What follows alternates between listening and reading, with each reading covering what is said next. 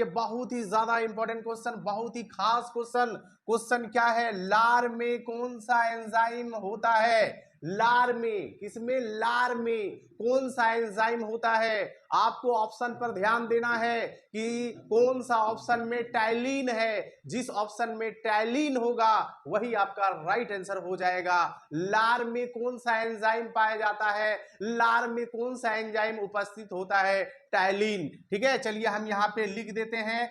Answer आप लोग को याद रखना है टाइलिन। ठीक है, टाइलिन आंसर आप लोग को याद रखना है। चलिए नेक्स्ट क्वेश्चन, क्वेश्चन नंबर 2 देख लीजिए। Chloroform, baking soda, plaster of Paris, विरंजक चूर्ण का सूत्र। इन सारे यौगिकों का सूत्र आप लोग को याद रख लेना है, क्योंकि इन सारे यौगिकों का सूत्र काफी ज्यादा इंपॉर्टेंट होने वाला है। तो क्लोरोफॉर्म का सूत्र क्या होता है? चलिए हम यहां पे लिख देते हैं, CaCl3 होता है क्लोरोफॉर्म का सूत्र। CaCl3 आप लोग को याद कर लेना है। बेकिंग सोडा का सूत्र होता है NaHCO3। बेकिंग सोडा को हम लोग खाने वाला सोडा के नाम से जानते हैं। चलिए प्लास्टर ऑफ पेरिस का, प्लास्टर ऑफ पेरिस का क्या हो जाएगा सूत्र? CaSO4 into half H2O। ठीक है, चलिए विरंजक चूर्ण का सूत्र क्या हो जाएगा? विरंजक चूर्ण का सूत्र हो जाएगा CaOCl2। इन सारे यौगिकों का सूत्र आप लोग को याद रख लेना है। क्लोरोफॉर्म का CaCl3 हो जाएगा, बेकिंग सोडा का NaSCO3 हो जाएगा, और आपका प्लास्टर ऑफ पेरिस का क्या हो जाएगा? CaSO4 इंटू हाफ H2 हो जाएगा, और आपका विरंजक चूर्ण का क्या हो जाएगा? CaOCl2। इन सारे यौगिकों का रासायनिक सूत्र आप लोग को याद कर लेना है। चलिए नेक्स्ट क्वेश्चन, क्वेश्चन नंबर 3। चांदी, पारा, लोहा, सोना का संकेत क्या होता है? ठीक है, किनका किनका संकेत याद रख लेना है? चांदी का, पारा का, लोहा का, सोना का। ठीक है, इन तत्वों का संकेत याद रखना है। चांदी का क्या होता है? Ag होता है। ठीक है, क्या होता है? Ag, जिनका परमाणु संख्या क्या होता है? 47। ठीक है, चांदी का संकेत Ag, परमाणु संख्या 47। पारा का संकेत Hg होता है, चलिए यहां पे लिख देते हैं, इनका परमाणु संख्या 80 होता है। क्या होता है? 80 होता है। लोहा का, लोहा का क्या होता है? Fe होता है संकेत। लोहा का Fe संकेत, परमाणु संख्या 26। ठीक है, चलिए सोना का, सोना का संकेत Au होता है। क्या होता है? Au। चलिए यहां पे हम Au लिख देते हैं। इनका परमाणु संख्या जो होता है 79 होता है, 79। चलिए हम यहाँ पे लिख देते हैं 79, 79। ठीक है, चलिए फिर से एक बार रिपीट कर देते हैं। चांदी का संकेत Ag होता है, परमाणु संख्या 47 होता है, 47 होता है। पारा का Hg, परमाणु संख्या 80 यानी आपका 80 होता है, और लोहा का परमाणु संख्या 26 होता है, संकेत Fe। सोना का Au, परमाणु संख्या 79 यानी 79 होता है। चलिए अगला क्वेश्चन देख लीजिए, क्वेश्चन नंबर 4। किडनी की मौलिक इकाई क्या कहलाती है? किडनी की मौलिक इकाई क्या कहलाती है? तो नेफ्रॉन कहलाती है। चलिए हम यहाँ पे नेफ्रॉन लिख देते हैं। ठीक है, नेफ्रॉन आंसर याद रखना है। आंसर याद रखोगे तो फिर एग्जाम में किसी प्रकार का कोई दिक्कत नहीं होगा। आंसर आप लोग को याद रखना है। आंसर याद रखोगे तो फिर एग्जाम में किसी प्रकार का कोई दिक्कत नहीं होगा। आपको देखना है कि कौन सा ऑप्शन में राइट आंसर है। ठीक है, वही आपका क्या हो जाएगा? राइट हो जाएगा। तो हम यहाँ क्या कर रहे हैं, आप लोग को आंसर फटाफट बतला रहे हैं, ऑप्शन नहीं दिए हैं, डायरेक्ट आप लोग को आंसर बतला रहे हैं। इसलिए बतला रहे हैं ताकि वीडियो काफी ज्यादा लॉन्ग ना हो। वीडियो काफी ज्यादा लॉन्ग हो जाएगा फिर आप लोग को अच्छा नहीं लगेगा। चलिए क्वेश्चन नंबर 5 देख लीजिए। बेरी बेरी, बेरी बेरी रोग किस विटामिन की कमी से होता है? रिकेट्स रोग किस विटामिन की कमी से होता है? रतौंधी रोग किस विटामिन की कमी से होता है? ठीक है, ठीक है, चलिए इसका आंसर हम लोग देख लेते हैं। बेरी बेरी जो है विटामिन बी की कमी से होता है, रिकेट्स जो है विटामिन डी की कमी से होता है, रतौंधी रोग जो होता है विटामिन ए की कमी से होता है। ठीक है, इन होता है। चलिए next question, question number 6। Fathometer का प्रयोग किया जाता है? फेदोमीटर, कौन सा मीटर? फेदोमीटर का प्रयोग किया जाता है समुद्र की गहराई। ठीक है, यहां पे आंसर लिख देते हैं, समुद्र की गहराई, गहराई मापने में, गहराई मापने में आंसर हो जाएगा राइट आंसर, मापने में हो जाएगा। चलिए देख लीजिए क्वेश्चन क्या है, फेदोमीटर का प्रयोग किया जाता है तो समुद्र की गहराई मापने में प्रयोग किया जाता है फेदोमीटर का। चलिए अगला क्वेश्चन देख लीजिए, क्वेश्चन नंबर 7 यानी क्वेश्चन नंबर 7। एक परमाणु के नाभिक में क्या होता है? एक परमाणु के नाभिक में क्या होता है? प्रोटॉन और न्यूट्रॉन होता है। क्या होता है? प्रोटॉन और न्यूट्रॉन होता है। आंसर याद रखना है, परमाणु के नाभिक में प्रोटॉन और न्यूट्रॉन उपस्थित होता है। चलिए क्वेश्चन नंबर 8, लोहे में जंग लगना कौन सा परिवर्तन है? लोहे में जंग लगना रासायनिक परिवर्तन, यहाँ पे आंसर हम लिख देते हैं। ठीक है, रासायनिक परिवर्तन आप लोग को आंसर याद रखना है, रासायनिक परिवर्तन हो जाएगा, रासायनिक परिवर्तन। ठीक है, चलिए बर्फ का पिघलना, बर्फ का पिघलना सबको मालूम है भौतिक परिवर्तन हो जाएगा। चलिए आंसर यहाँ पे लिख देते हैं, जगह कम है हम यहीं पे आंसर लिख देते हैं, भौतिक परिवर्तन। ठीक है, बर्फ का पिघलना भौतिक परिवर्तन। मोमबत्ती का जलना ये आपका क्या हो जाएगा? रासायनिक परिवर्तन हो जाएगा। कौन सा परिवर्तन हो जाएगा? रासायनिक परिवर्तन। ठीक है, चलिए तो इन सारे क्वेश्चंस का आंसर आप लोग को कंप्लीट कर लेना है, क्योंकि ये सारे क्वेश्चन जो है बहुत ही ज्यादा इंपॉर्टेंट होने वाला है और ये सारे जीएस के क्वेश्चन जो है काफी ज्यादा इंपॉर्टेंट होने वाला है आपके exam Indian army nursing assistant exam 2025 के लिए। ये सारे जीएस के क्वेश्चन जो है काफी ज्यादा इंपॉर्टेंट होने वाला है। हम बार बार इसलिए बोल रहे हैं क्योंकि ये सारे क्वेश्चन जो है रियल में काफी ज्यादा इंपॉर्टेंट है। आप लोग को क्वेश्चन देखने से आप लोग को लग रहा होगा कि नहीं सर जो भी क्वेश्चन बतला रहे हैं वो काफी ज्यादा इंपॉर्टेंट है। चलिए क्वेश्चन नंबर 8 आपका कंप्लीट हो गया है ना। चलिए हम लोग क्वेश्चन नंबर 9 देख लेते हैं। क्वेश्चन नंबर 9, मलेरिया रोग, कौन सा रोग? मलेरिया रोग किसके कारण होता है? ठीक है, ऑप्शन पर ध्यान देना है कि कौन सा ऑप्शन में प्रोटोजोआ है। जिस ऑप्शन में प्रोटोजोआ होगा वो आपका राइट आंसर हो जाएगा। चलिए हम यहाँ पे लिख देते हैं प्रोटोजोआ। ठीक है, मलेरिया रोग जो होता है किसके कारण होता है? प्रोटोजोआ के कारण होता है। ठीक है, चलिए देखना है कि कौन सा ऑप्शन में प्रोटोजोआ है, वो राइट आंसर हो जाएगा। चलिए क्वेश्चन नंबर 10 देख लीजिए, नीले लिटमस पत्र को लाल कर देता है। नीले लिटमस पत्र को लाल कर देता है तो कौन कर देता है नीले लिटमस पत्र को लाल? अम्ल कर देता है। ठीक है, अम्ल जो है नीले लिटमस पत्र को लाल कर देता है और क्षार जो है लाल लिटमस पत्र को नीला कर देता है। ठीक है, बस इसको क्या करना है, याद रखना है, काफी ज्यादा इंपॉर्टेंट क्वेश्चन है। नीले लिटमस पत्र को लाल कर देता है कौन? अम्ल, और क्षार जो है वो लाल लिटमस पत्र को नीला कर देता है, बस यही याद रखना है। चलिए क्वेश्चन नंबर 11, हवा में कितने प्रतिशत कार्बन डाइऑक्साइड है? हवा में, वायुमंडल में कार्बन डाइऑक्साइड का प्रतिशत कितना है? याद रखना है 0.04%। ठीक है, 0.04% याद रखोगे। चलिए next question, question number 12। Next question number 12, मनुष्य में गुणसूत्रों की संख्या, मनुष्य में गुणसूत्रों की संख्या कितनी होती है? तो 46 होती है। तो चलिए हम 46 लिख देते हैं। ठीक है, हम क्या कर रहे हैं, आप लोग को फटाफट क्वेश्चन के साथ आंसर बतला रहे हैं, आप लोग का ज्यादा टाइम नहीं ले रहे हैं। चलिए 46 हो जाएगा, आंसर याद रखना है आप लोग को। चलिए क्वेश्चन नंबर 13, बल का एसआई मात्रक, शक्ति का एसआई मात्रक, विद्युत आवेश का एसआई मात्रक, प्रतिरोध का एसआई मात्रक, विद्युत धारा का एसआई मात्रक। तो बल का एसआई मात्रक न्यूटन होता है। चलिए हम यहाँ पे न्यूटन लिख देते हैं। ठीक है, आंसर याद रखना है। और शक्ति का एसआई मात्रक जो होता है वो आपका वाट होता है। क्या होता है? वाट। इन सारी राशियों का एसआई मात्रक याद रख लेना है। विद्युत आवेश का एसआई मात्रक कूलाम होता है। तो चलिए हम यहाँ पे कूलाम लिख देते हैं, आंसर आप लोग को याद रखना है बाबू। चलिए अब प्रतिरोध का एसआई मात्रक क्या होता है? ओम होता है। चलिए हम यहाँ पे ओम लिख दिए हैं। और विद्युत धारा का एसआई मात्रक क्या होता है? एम्पियर होता है। ठीक है,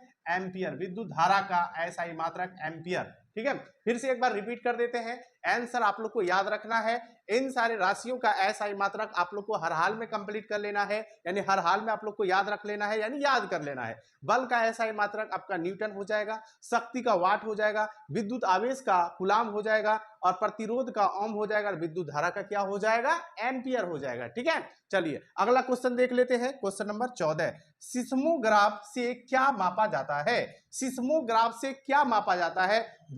भूकंप की तीव्रता सिस्मोग्राफ से मापा जाता है। तो चलिए हम यहाँ पे आंसर लिख देते हैं बाबू लोग। आंसर याद रखना है भूकंप की तीव्रता, ठीक है। भूकंप की तीव्रता जो है वो सिस्मोग्राफ से मापा जाता है। सिस्मोग्राफ से क्या मापा जाता है? भूकंप की तीव्रता, और फेदोमीटर से समुद्र की गहराई, ठीक है। चलिए क्वेश्चन नंबर 15, गोबर गैस का मुख्य घटक क्या है? गोबर गैस का मुख्य घटक क्या है? मीथेन है। क्या है? मीथेन है, जिसका रासायनिक सूत्र क्या होता है? CH4 होता है। मीथेन का रासायनिक सूत्र क्या होता है? CH4। गोबर गैस का मुख्य घटक क्या है?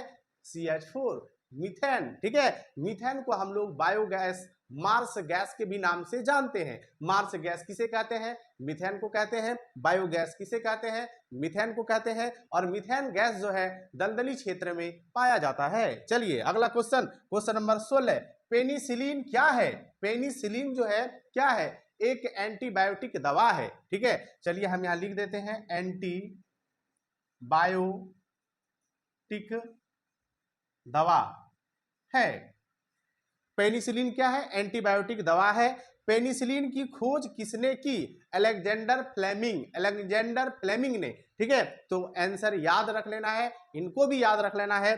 पेनिसिलिन की खोज किसने की? तो अलेक्जेंडर फ्लेमिंग ने। चलिए क्वेश्चन नंबर 16 कंप्लीट। चलिए क्वेश्चन नंबर 17 देख लीजिए, बर्फ के पिघलने का तापमान कितना होता है? ठीक है, बर्फ के पिघलने का तापमान टेम्परेचर कितना होता है? ठीक है, चलिए सेल्सियस में बता देते हैं, 0 डिग्री सेल्सियस। आंसर याद रखना है 0 degree Celsius, 0 degree Celsius. Question क्या है? बर्फ के पिघलने का तापमान, बर्फ के पिघलने का तापमान कितना हो जाएगा? 0 डिग्री सेल्सियस, ठीक है। चलिए क्वेश्चन नंबर 18 देख लीजिए, नल जल, भारी जल, लाफिंग गैस, संगमरमर का रासायनिक सूत्र क्या होता है? नल जल सबको मालूम है, ठीक है। नल जल का क्या हो जाएगा? H2O हो जाएगा। नल जल का रासायनिक सूत्र H2O।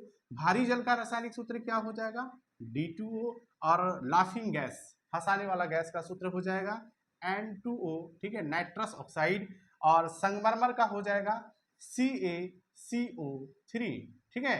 तो इन सारे यौगिकों का रासायनिक सूत्र आप लोग को याद रखना है, काफी ज्यादा इंपॉर्टेंट है। नल जल का H2O, भारी जल का D2O, लाफिंग गैस का N2O, संगमरमर का CaCO3 हो जाएगा, जिनका रासायनिक नाम क्या होता है? Calcium carbonate. चलिए अगला question, next question, question number 19, Piyush ग्रंथि कहाँ स्थित होती है? पीयूष ग्रंथि जो है कहाँ स्थित होती है? तो मस्तिष्क में स्थित होती है। चलिए हम मस्तिष्क लिख देते हैं, और मस्तिष्क हो जाएगा इसका राइट आंसर, ये क्या है? मस्तिष्क हो जाएगा।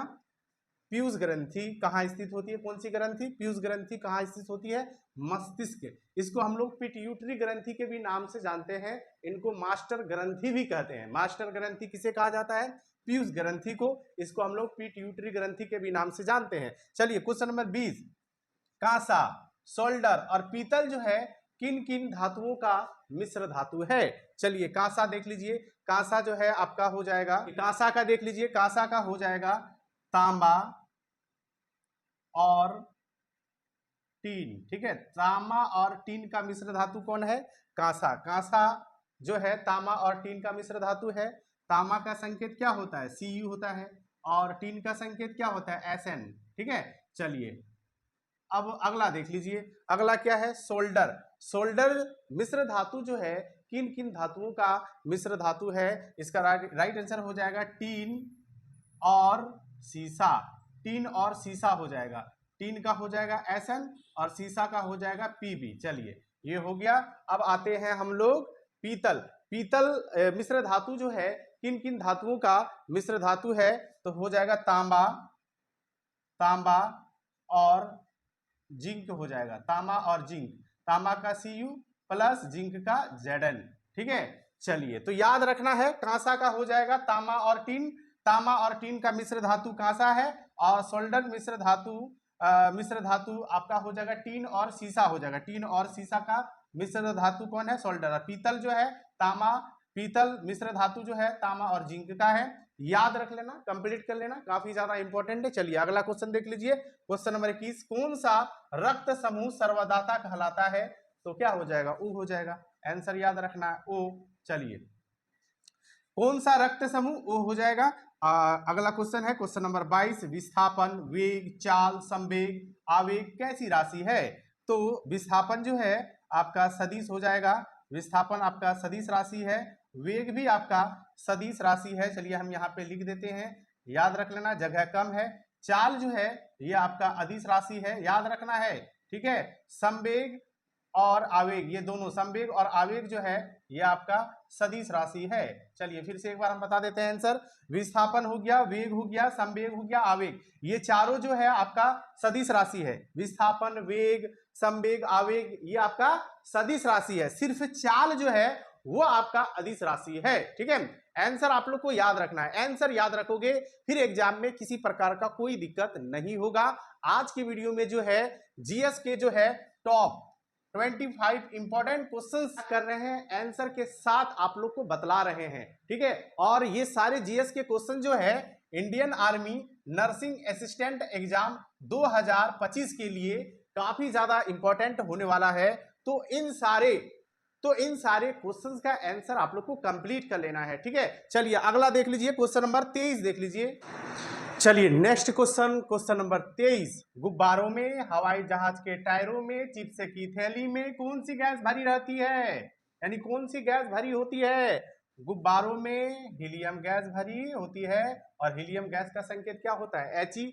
हवाई जहाज के टायरों में, हवाई जहाज के टायरों में तो नाइट्रोजन गैस हो जाएगा, ठीक है। क्या हो जाएगा? Nitrogen gas. और चिप्स की थैली में भी हो जाएगा नाइट्रोजन गैस, ठीक है। और नाइट्रोजन गैस का सूत्र क्या हो जाएगा? N2। चलिए क्वेश्चन नंबर 24, साइड मिरर में, हजामत बनाने में, आंख, कान एवं नाक के डॉक्टर कौन सा दर्पण का उपयुक्त करते हैं, और यानी उपयोग करते हैं? अग्रदीपों में किस दर्पण का उपयोग किया जाता है? तो साइड मिरर में उत्तल दर्पण हो जाएगा आपका। चलिए यहाँ पे हम लिख देते हैं उत्तल दर्पण, साइड मिरर में किस दर्पण का? उत्तल दर्पण। और हजामत बनाने में अवतल दर्पण का उपयोग होता है, अवतल दर्पण, ठीक है। और आंख, कान एवं नाक के डॉक्टर के द्वारा जो है कौन सा दर्पण उपयोग किया जाता है? अवतल दर्पण। यहाँ पे भी अवतल दर्पण हो जाएगा। चलिए आंसर आप लोग को याद रखना है बाबू। और आपका हो जाएगा अग्रदीपों में, ठीक है, अग्रदीपों में यहाँ पे भी हो जाएगा आपका अवतल दर्पण हो जाएगा, ठीक है, अवतल